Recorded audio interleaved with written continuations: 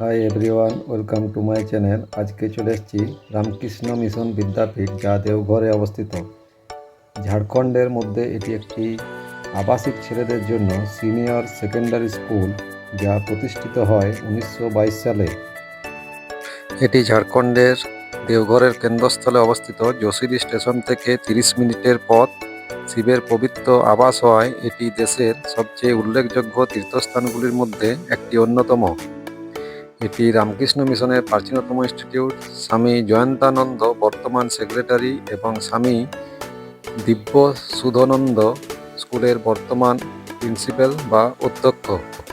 এটি সিবিএসসির সাথে অনুমোদিত এবং এর মাধ্যমিক বিভাগের ভর্তি কেবলমাত্র 6-এর মধ্যেই সীমাবদ্ধ। একাদশ শ্রেণীতে রেজাল্টের উপর ডিপেন্ড করে অন্য স্কুলের কিছু স্টুডেন্টও এখানে ভর্তি হয়। হায়ার সেকেন্ডারিতে কেবলমাত্র এখানে সায়েন্সই পড়ানো হয়। এখানকার বিদ্যালয়ের লোগোটি স্বামীজি দ্বারা ডিজাইন করা হয়েছিল। লোগোটির আদর্শ হল মিলন, কর্ম, জ্ঞান, ভক্তি ও যোগের দ্বারা পরমাত্মার দর্শন লাভ হয়ে থাকে। ক্যাম্পাসে স্থাপিত শ্রী রামকৃষ্ণের সার্বজনীন মন্দিরটি ধর্মপ্রাণ মানুষের কাছে এক আকর্ষণের জায়গা। এখানে সকালের প্রার্থনা ও সন্ধ্যার আরতি আবাসিক ছেলেরা তাদের দৈনন্দিন রুটিনের অংশ হিসাবে পরিচালিত হয়।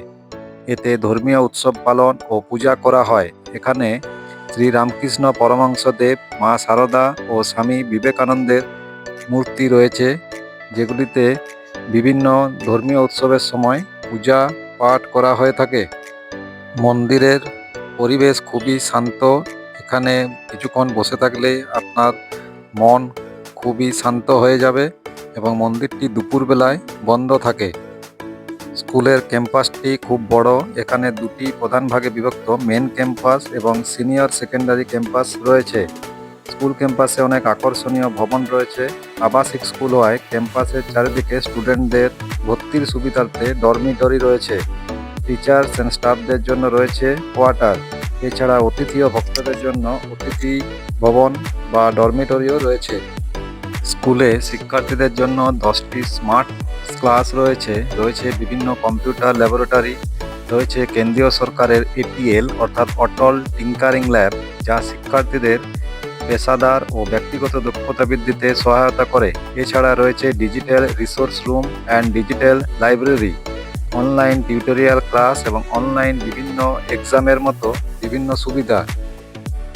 স্টুডেন্টদের জন্য রয়েছে সুইমিং পুল এবং ওপেন জিম। এছাড়া 600 দর্শক আসন বিশিষ্ট বিবেকানন্দ অডিটোরিয়াম, যেখানে 5 সেপ্টেম্বর, টিচার্স ডে, 23 জানুয়ারি এবং 15ই আগস্ট ইত্যাদির মতো স্মরণীয় দিনগুলো উদযাপিত হয়। মাধ্যমিক বিভাগে ছাত্রদের জন্য এখানে 13টি ধাম বা ডরমিটরি রয়েছে, যেমন যোগাধাম, রামকৃষ্ণ ধাম, অদ্ভুতানন্দ ধাম, ব্রহ্মানন্দ ধাম, শিবানন্দ ধাম ইত্যাদি। বিদ্যালয়ে রয়েছে সারদা দাতব্য চিকিৎসালয়, যা স্থানীয় দরিদ্রদের সেবাতে নিযুক্ত। রয়েছেন যোগ্য চিকিৎসক এবং ডায়াগনস্টিক সেন্টারে রয়েছে ইসিজি, ইউএসজি, প্যাথোলজি এবং এক্স রে ইউনিট। বিদ্যালয়ের পরিবেশটি খুব সুন্দরভাবে সাজানো এবং পরিবেশ খুবই মনোরম এবং শান্ত প্রকৃতির। বিদ্যালয়ের ক্যাম্পাসের চারিদিকে রয়েছে বিভিন্ন ফুলের বাগান।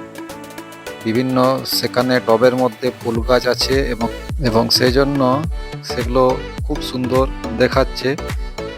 এই যে ফুলের গার্ডেনটা দেখতে পাচ্ছেন, এই গার্ডেনটা খুব সুন্দর।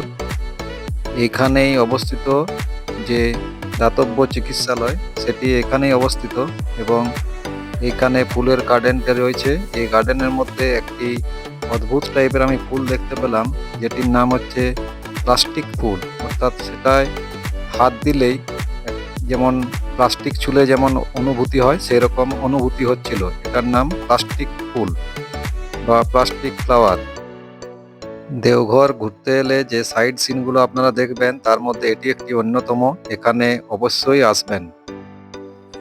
এই যে ফুলটা দেখতে পাচ্ছেন, এই ফুলটা হলো প্লাস্টিক ফুল।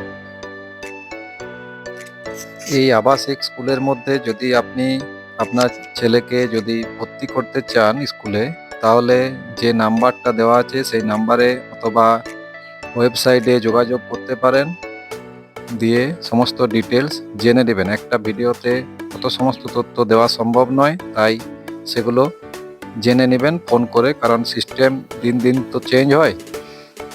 এই যে দেখতে পাচ্ছেন ইনি প্রিন্সিপাল স্যার, এনার সাথে আমাদের দেখা হলো। খুবই বড় মনের মানুষ, ওনার মূল্যবান সময় আমাদেরকে দেওয়ার জন্য আমরা খুবই কৃতজ্ঞ।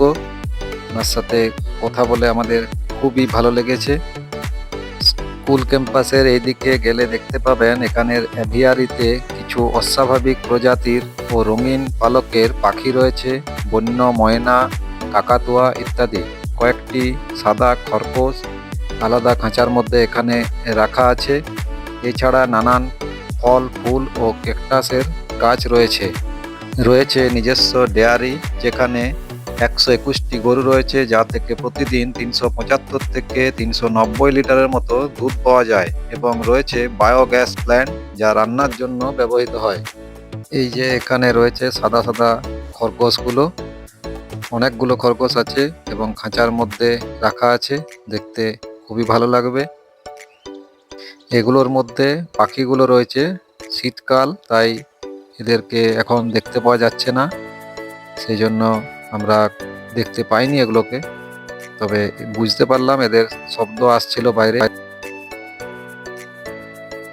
একটি ক্যাম্পাসের মধ্যে অবস্থিত সুইমিং পুল, যার নাম বিবেকানন্দ তরুণ তাল। এটি 22 জানুয়ারি 2009 সালে উদ্বোধন হয়। স্কুলের ছেলেরা যোগ্য প্রশিক্ষকের কাছ থেকে এখানে সাঁতার শিখে থাকে। এখান থেকে কিছুটা দূরেই রয়েছে ওপেন জিম, অর্থাৎ এখানে স্টুডেন্টদের প্রত্যেক দিন জিম ওয়ার্কের জন্য, অর্থাৎ শরীরকে মনকে ঠিক রাখার জন্য যদি ব্যায়াম করতে কেউ ইচ্ছুক হয় তাহলে তাদের জন্য ব্যবস্থা করা আছে ওপেন জিম। সেখানে যারা ভিজিটার্স, অর্থাৎ বাইরের থেকে যারা এখানে ক্যাম্পাস দর্শনের জন্য আসে, তারাও এগুলো ইউজ করতে পারে। আমরাও তাই একটুকু সেখানে মজা নিচ্ছিলাম। বেশ ভালো জিনিসগুলো ছিল, বাচ্চাদের মনে হবে যেন চিলড্রেন্স পার্কে এসেছি। ওপেন জিম যেটা আছে সেটা যে রামকৃষ্ণ পরমহংসদেবের যে মন্দিরটা আছে, সেই মন্দিরের থেকে একটুকু দূরে, মাঠটা পেরিয়ে যেতে হয়, সেই জন্য একটুকু দূরে অবস্থিত। ওটা দেখার পরে আমরা চলে এলাম রামকৃষ্ণ দর্শন অ্যান্ড লিটারেচার কর্নারে।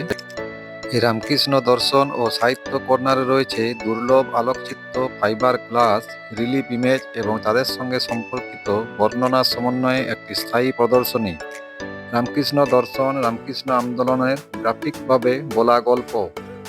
এটি কালানুক্রমিকভাবে আন্দোলনের ইতিহাস প্রদর্শন করে। শ্রী রামকৃষ্ণ, শ্রী সারদা দেব, বিবেকানন্দ এবং তার অন্যান্য ভাই শিষ্যদের ভূমিকা দেখায়। এটি পশ্চিমে স্বামী বিবেকানন্দের দুটি সফর, বিদেশে অনেক গুরুত্বপূর্ণ লোকের সাথে তার মিথস্ক্রিয়া এবং তার দ্বারা প্রভাবিত সুপরিচিত ভারতীয় চিন্তাবিদদের মতামতের উপর জোর দেয়।